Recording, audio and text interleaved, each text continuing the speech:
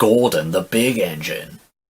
Dear Ian, you asked for a book about Gordon. Here it is. Gordon has been naughty and the Fat Controller was stern with him. Gordon has now learnt his lesson and is a really useful engine again. The author, the Reverend Wilbert Audrey.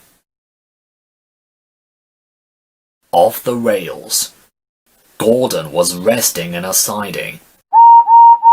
"Hello, fat face," whistled Henry. "What cheek," spluttered Gordon. "That Henry is too big for his wheels. Fancy speaking to me like that. Me," he went on, letting off steam. "Me, who has never had an accident." "Aren't jammed whistles and burst safety valves accidents?" asked Percy innocently. "No, indeed," said Gordon huffily. "High spirits might happen to any engine, but to come off the rails, well, I ask you, is it right? Is it decent?" A few days later, it was Henry's turn to take the express. Gordon watched him getting ready. "Be careful, Henry," he said. "You're not pulling the flying kipper now. Mind you keep on the rails today." Henry snorted away. Gordon yawned and went to sleep.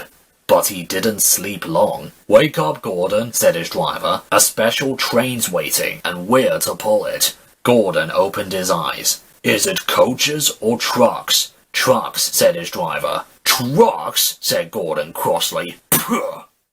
They lit Gordon's fire and oiled him ready for the run. The fire was sulky and wouldn't burn, but they couldn't wait, so Edward pushed him to the turntable to get him facing the right way.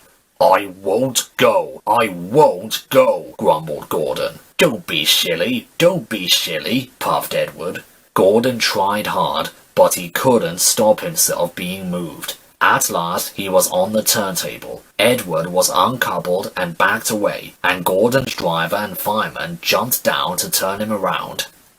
The movement had shaken Gordon's fire. It was now burning nicely and making steam. Gordon was cross and didn't care what he did. He waited till the table was halfway round. I'll show them, he hissed, and moved slowly forward. He only meant to go a little way, just far enough to jam the table and stop it turning, as he had done once before. But he couldn't stop himself, and slithering down the embankment, he settled into a ditch. "Oosh!" he hissed as his wheels churned the mud. "Get me out! Get me out!" "Not a hope," said his driver and fireman. "You're stuck, you silly great engine. Don't you understand that?" They telephoned the Fat Controller. "So Gordon didn't want to take the special train and ran into a ditch? What's that you say? The special's waiting?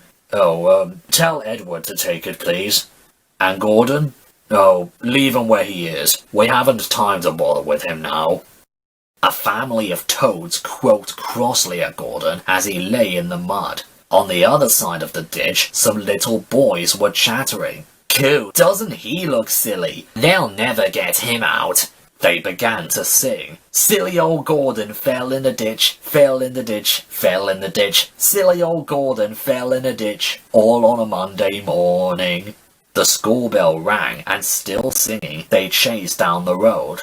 "Phew," said Gordon, and blew away 3 tadpoles and an inquisitive newt. Gordon lay in the ditch all day. "Oh dear," he thought, "I shall never get out." But that evening, they brought floodlights. Then, with powerful jacks, they lifted Gordon and made a road of sleepers under his wheels to keep him from the mud. Strong wire ropes were fastened to his back end, and James and Henry, pulling hard, at last managed to bring him onto the rails. Later that night, Gordon crawled home, a sadder and wiser engine. Leaves. 2 men were cleaning Gordon. "Mind my eye," he grumbled. "Shut it, silly. Did you ever see such mud, Bert?" "No, I never, Alf." "You ought to be ashamed, Gordon, giving us extra work." The hosing and scrubbing stopped. Gordon opened one eye, but shut it quickly. "Wake up, Gordon," said the Fat Controller sternly, "and listen to me. You will pull no more coaches until you are a really useful engine. So Gordon had to spend his time pulling trucks. Goods trains, he muttered. He felt his position deeply. That's for you, and you, and you, Gordon said crossly. Oh, oh, oh, oh, screamed the trucks as he shunted them about the yard. Trucks will be trucks, said James, watching them. They won't with me, snorted Gordon. I'll teach them. Go on! And another truck scurried away. They tried to push me down the hill this morning, Gordon exclaimed. It's slippery up there. You'll probably need some help. I don't need help on hills, said James huffily. Gordon laughed and got ready for his next train. James went away to take the express. Slippery hills indeed, he snorted. I don't need help. Come on, he puffed. All in good time, grumbled the coaches. The train was soon running nicely, but a distant signal checked them close to Gordon's Hill. Gordon's Hill used to be bleak and bare. Strong winds from the sea made it hard to climb. Trees were planted to give shelter, and in the summer, the trains ran through a leafy avenue. Now autumn had come, and dead leaves fell. The wind usually puffed them away, but today rain made them heavy, and they didn't move. The home signal showed clear, and James began to go faster. He started to climb up the hill. I'll do it, he puffed confidently. But halfway up, he was not so sure. I must do it, he panted desperately. But try as he would, his wheels slipped on the leaves, and he couldn't pull the train at all. What's the matter? He gasped. Steady, old boy, steady, soothed his driver. The fireman put sand on the rails to help him grip, but James's wheels spun so fast that they only ground the sand and leaves to slippery mud, making things worse than before. The train slowly stopped. Then, help! Help! Help! Whistled James, for though his wheels were turning forwards, the heavy coaches pulled him backwards, and the whole train started slipping down the hill. His driver shut off steam, carefully put on the brakes, and skillfully stopped the train. Phew! He sat down and mopped his face. I've never known that happen before. I have, said the fireman, in Bincombe Tunnel, southern region. The guard poked his head in the cab. Now what? He asked. Back to the station, said the fireman, taking charge, and send for a banker. So the guard warned the signalman, and they brought the train safely down. But Gordon, who had followed with a goods train, saw what had happened. Gordon left his trucks and crossed over to James. I thought you could climb hills, he chuckled. James didn't answer. He had no steam. Ah, well, we live and learn, said Gordon. We live and learn. Never mind, little James, he went on kindly. I'm going to push behind. Whistle when you're ready. James waited till they had plenty of steam. Then, he called. Pull hard, puffed Gordon. We'll do it, puffed James. Pull hard. We'll do it. Pull hard. We'll do it. The engines puffed together. Clouds of smoke and steam towered from the snorting engines as they struggled up the hill. We can do it, puffed James. We will do it, puffed Gordon. The greasy rails sometimes made Gordon's wheels slip, but he never gave up, and presently they reached the top. We've done it! We've done it! They puffed. Gordon stopped. He whistled. Goodbye. Thank you. Goodbye, answered James. Gordon watched the coaches wistfully till they were out of sight, then slowly trundled back to his waiting trucks. Down the mine. One day, Thomas was at the junction when Gordon shuffled in with some trucks.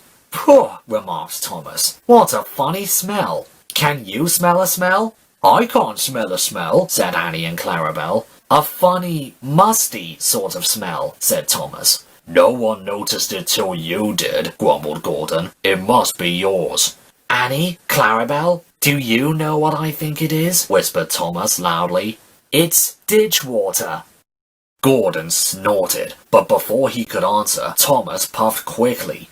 Annie and Clarabelle could hardly believe their ears. "He's dreadfully rude. I feel quite ashamed. I feel quite ashamed. He's dreadfully rude," they twittered to each other. "You mustn't be rude. You make us ashamed," they kept telling Thomas. But Thomas didn't care a bit. "That was funny. That was funny," he chuckled. He felt very pleased with himself. Annie and Clarabelle were deeply shocked. They had a great respect for Gordon the big engine. Thomas left the coaches at a station and went to a mine for some trucks. Long ago, miners digging for lead had made tunnels under the ground. Though strong enough to hold up trucks, their roofs could not bear the weight of engines. A large notice said, "Danger! Engines must not pass this board." Thomas had often been warned, but he didn't care. Silly old board, he thought. He often tried to pass it, but he had never succeeded. This morning, though, he laughed as he puffed along. He had made a plan. He had to push empty trucks into one siding and pull out full ones from another. His driver stopped him, and the fireman went to turn the points. "Come on," waved the fireman as they started. The driver leaned out of the cab to see where they were going. "Now," said Thomas to himself, and bumping the trucks fiercely, he jerked his driver off the footplate. "Hurrah!" laughed Thomas, and he followed the trucks into the siding. "Stupid old board," said Thomas as he passed it. "There's no danger, there's no danger." His driver, unhurt, jumped up. "Look out!" he shouted. The fireman clambered into the cab. Thomas squealed crossly as his brakes were applied. "It's quite safe," he hissed. "Come back!" yelled the driver. But before they could move, there was a rumbling and the rails quivered. The fireman jumped clear. As he did so, the ballast slipped away and the rails sagged and broke. "Fire and smoke!" said Thomas. "I'm sunk!" And he was. Thomas could just see out of the hole, but he couldn't move. "Oh dear," he said. "I am a silly engine." "And a very naughty one too," said a voice behind him. "I saw you." "Please get me out. I won't be naughty again." "I'm not so sure," replied the Fat Controller. "We can't lift you out with a crane. The ground's not firm enough." Let me see. I wonder if Gordon can pull you out." "Yes, sir," said Thomas nervously. He didn't want to meet Gordon just yet. "Down a mine, is he?" laughed Gordon. "What a joke! What a joke!" he chortled, puffing to the rescue. "Little Thomas," he whistled, "we'll have you out in a couple of puffs." Strong cables were fastened between the two engines. "Are you ready?" "Heave!" called the Fat Controller. But they didn't pull Thomas out in two puffs. Gordon was panting hard and nearly purple before he dragged Thomas out of the hole and safely past the board. "I'm sorry I was cheeky," said Thomas. "That's all right, Thomas. You made me laugh. I like that." "I'm in disgrace," Gordon went on pathetically. "I feel very low." "I'm in disgrace too," said Thomas.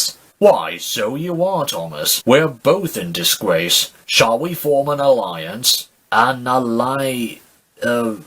What was that?" "An alliance, Thomas. United we stand, together we fall," said Gordon grandly. "You help me, and I help you. How about it?" "Right you are," said Thomas. "Good, that's settled," rumbled Gordon, and buffer to buffer, the allies puffed home. Paint pots and queens. The stations on the line were being painted. The engines were surprised.